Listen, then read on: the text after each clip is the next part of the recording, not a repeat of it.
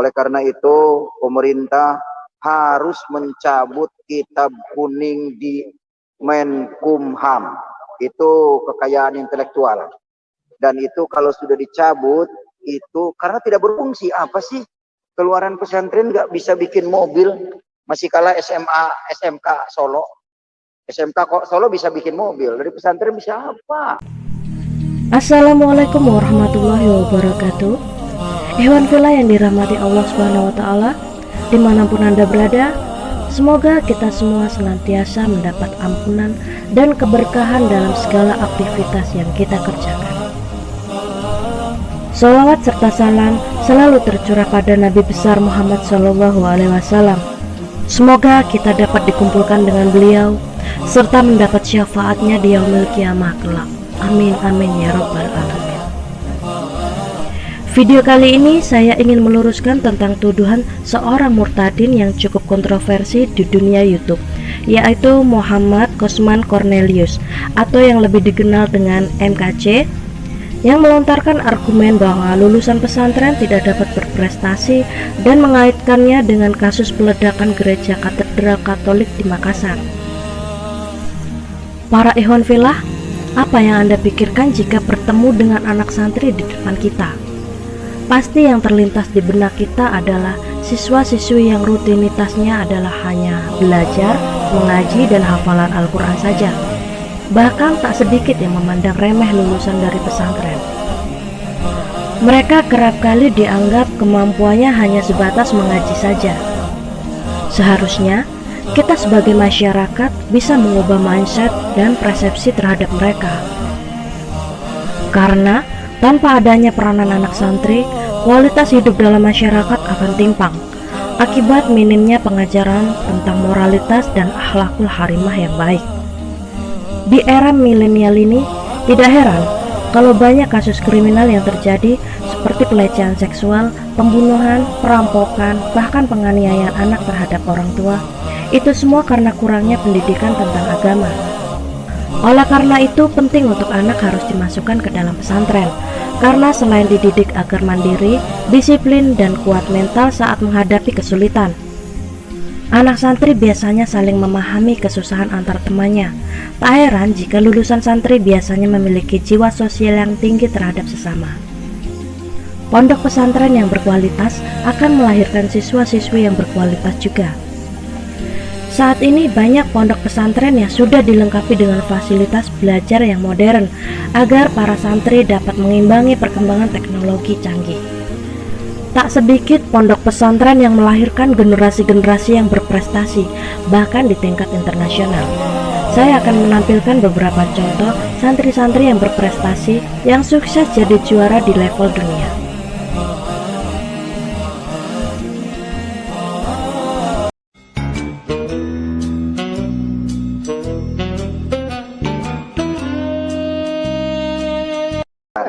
Banyak orang yang ditemani setan merasa benar, merasa paling benar, paling suci. Nah, itu adalah ditemani setan.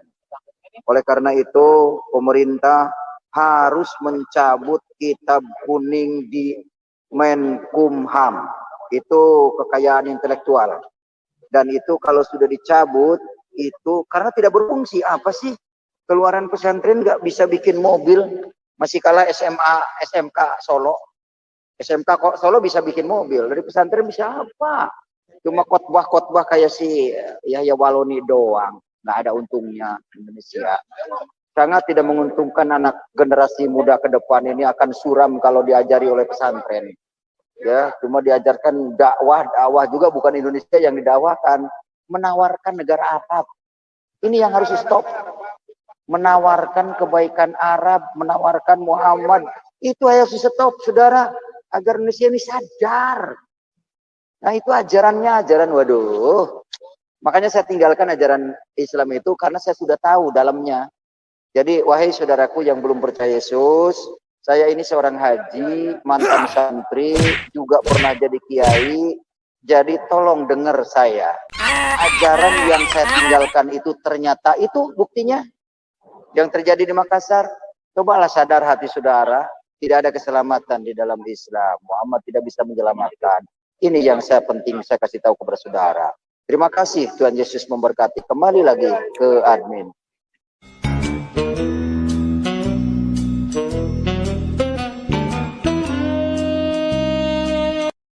Pemirsa, menjadi santri tidak hanya belajar agama. Di dalam pesantren, seorang santri mendapat banyak ilmu lainnya.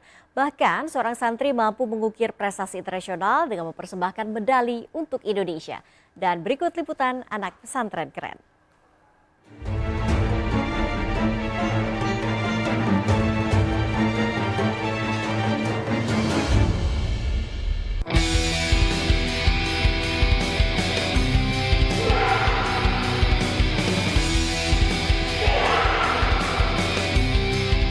Wawan di SEA Games main kelas individual freestyle sama tim, hanya 2. Alhamdulillah dapat perunggu dua-duanya.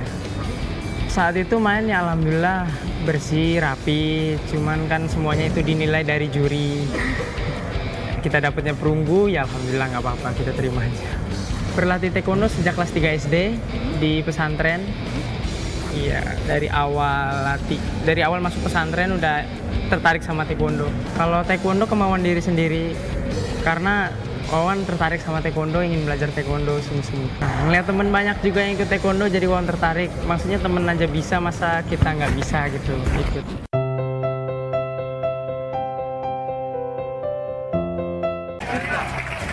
Prestasi membanggakan juga datang dari santri Ponpes Mambau Solihin 2 Blitar. Tim robotika yang mereka bentuk berhasil menyabet juara umum dalam ajang Man World Robotic for Peace 2020 di Johor Bahru, Malaysia. Kejuaraan itu diadakan pada 7 dan 8 Februari 2020.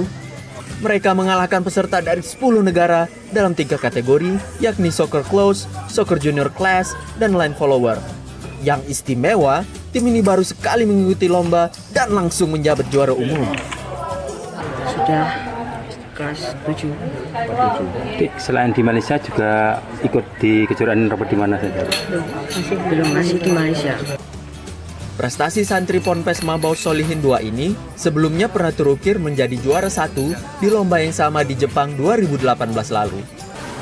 Dunia pesantren dari hari ke hari terus berkembang.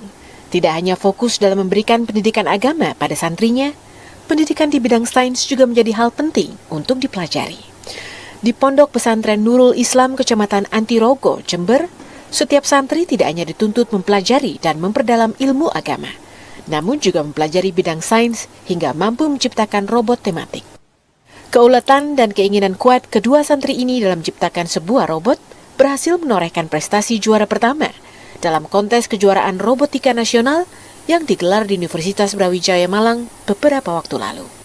Robot yang diberi nama Inflower yang dilengkapi sensor pendeteksi warna dan membaca garis hitam ini mampu menyisihkan peserta lain yang berasal dari sejumlah lembaga pendidikan di Indonesia. Kalau market sendiri itu bisa kurang lebih 1 bulan. 1 bulan ya. Cara kerjanya seperti apa robot ini? Cara kerjanya tuh nanti pertama ada settingannya, ada sensornya, di setting lampunya, sensornya.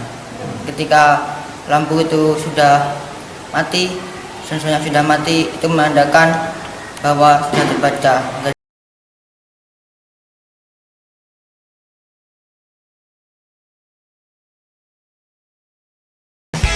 Good people, banyak sekali anak Indonesia yang berprestasi di level internasional. Hal ini membuktikan bahwa potensi anak Indonesia tidak kalah dengan dunia internasional. Dan berikut ini tim Entertainment News telah merangkum beberapa prestasi anak Indonesia di kancah internasional. Yang pertama adalah prestasi Anjani Rahma Putri dan Muhtaza Azizia Syafiq yang meraih penghargaan pada ajang International Science and Engineering Fair atau Intel ISEF 2014 yang diselenggarakan di Los Angeles, Amerika Serikat. Penghargaan ini diberikan untuk karya ilmiah mereka yang bernama Green Refrigerant Box atau alat pendingin yang tidak menggunakan listrik dan freon. Mereka terinspirasi dari daerah mereka di Kabupaten Musi Banyu Asin, Sumatera Selatan yang sering bermasalah dengan listrik. Hebatnya, mereka mengalahkan lebih dari 1.700 ilmuwan muda yang dipilih dari 435 kompetisi di lebih dari 70 negara di seluruh dunia. Selanjutnya adalah prestasi dari Muhammad Rangga Atmaja di ajang International Young Innovator Exhibition yang dilaksanakan pada tahun 2014 lalu di Taiwan. Dalam ajang ini, siswa kelas 4 sekolah dasar ini membawa inovasi berjudul Hand Replacement for People with Special Needs, meraih penghargaan Honor of Innovation WIPA yang merupakan penghargaan tertinggi di ajang ini. Selain itu, ia pun mendapatkan bronze medal dan Special Award dari Hong Kong Innovation Association, serta Special Award dari Korea University Innovation Association. Yang istimewanya adalah ajang ini memiliki standar pendidikan untuk sekolah menengah dan universitas. Berikutnya adalah sosok seorang wanita bernama Gayatri Wailisa. Ia dikenal karena mampu berkomunikasi dalam 13 bahasa asing. Ia mulai tertarik pada bahasa asing sejak berusia 10 tahun. Gayatri yang merupakan anak dari pedagang kaki lima mempelajari bahasa asing secara otodidak dan rajin membaca. Ia pun memiliki banyak prestasi, seperti meraih medali perunggu dalam Olimpiade Sains Astronomi 2012. Atas kelebihannya berkomunikasi dengan berbagai bahasa asing, Gayatri terpilih menjadi Duta Anak tingkat ASEAN, Delegasi Tunggal Anak Indonesia di Konferensi ASEAN 2012, serta dalam Konferensi Asia Pasifik 2013 di Nepal. Selanjutnya adalah Muhammad Al-Fatih Ridho, yang menjadi salah satu pemenang pada Lomba Desain dan Pemrograman Game se-Amerika. Lomba ini diikuti lebih dari 500 pelajar tingkat SD dan SMP di Amerika Serikat. Fatih mendesain dan memprogram game berjudul Zab's Adventure. Game ini ia rancang dengan menggunakan Game Maker Software dengan bahasa pemrograman GML yang menceritakan petualangan karakter bernama Zab. Yang luar biasa dari Fatih adalah hadiah uang yang ia terima sebesar $2.000 disumbangkan seluruhnya untuk membangun Youth Center anak-anak muslim yang ada di Amerika Serikat. Well, good people, banyak sekali prestasi yang telah diraih oleh anak Indonesia. Dan seharusnya kita bisa menghargai prestasi mereka di level internasional dengan terus membimbing dan membina apa yang telah mereka capai. Demikianlah video ini saya tampilkan. Jadi tuduhan Pak MKC terhadap santri bahwa mereka tidak akan berprestasi sudah dapat dipatahkan secara jelas dengan adanya bukti real di lapangan. Sebenarnya masih banyak lulusan santri yang sukses di bidang lain, hanya kurang terekspos saja. Lalu, apakah Anda masih akan memandang sebelah mata kepada santri? Terima kasih telah menonton video ini. Apabila suka silakan like dan share. Dan mohon maaf jika ada kesalahan dalam berucap maupun menyajikan konten. Karena kesalahan adalah milik saya, kesempurnaan adalah milik Allah Subhanahu wa Ta'ala. Assalamualaikum warahmatullahi wabarakatuh.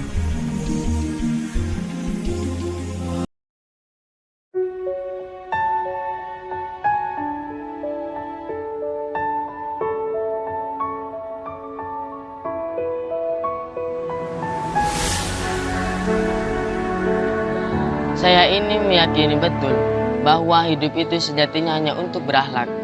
Berakhlak dengan Tuhannya, berakhlak dengan sesamanya, dan berakhlak terhadap dirinya.